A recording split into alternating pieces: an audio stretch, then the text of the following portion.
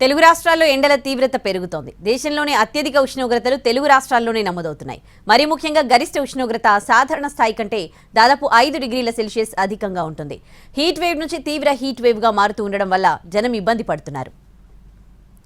దేశంలోని అత్యధిక ఉష్ణోగ్రతలు తెలుగు రాష్ట్రాల్లో నమోదవుతున్నాయి. మొన్న రాయలసీమలోని అనంతపురంలో 43.7 డిగ్రీల సెల్సియస్కు చేరింది ఉష్ణోగ్రత.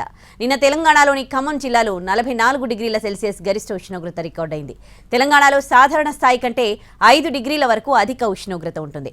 కోస్తా, ఆంధ్రప్రదేశ్, రాయలసీమల్లో మాత్రం సాధారణ స్థాయి కంటే 3 డిగ్రీల వరకు అధిక ఉష్ణోగ్రత నమోదవుతుంది.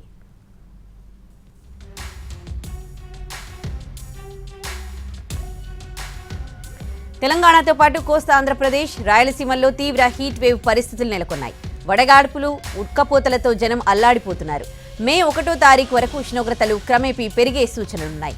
ఇక మే 2 నుంచి 8వ తారీఖు మధ్య ఎండల తీవ్రత మరింత పెరుగుతుందని అంచనా వేస్తున్నారు వాతావరణ నిపుణులు.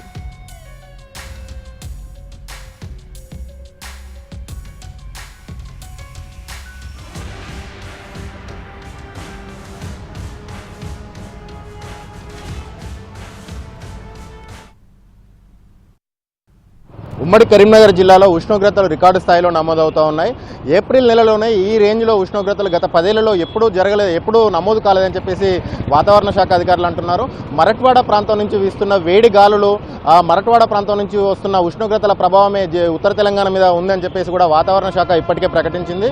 జిల్లా వ్యాప్తంగా చూసినట్టయితే ఈ వేసవిలో నమోదవుతున్న ఈ రికార్డు స్థాయి ఉష్ణోగ్రతల వల్ల ప్రజలు ఉక్కిరిబిక్కిరి అవుతున్న పరిస్థితి అయితే నెలకొన్నది. వడదెబ్బ బారిన పడి ఇప్పటికే జిల్లాలో 7 మరణించారు.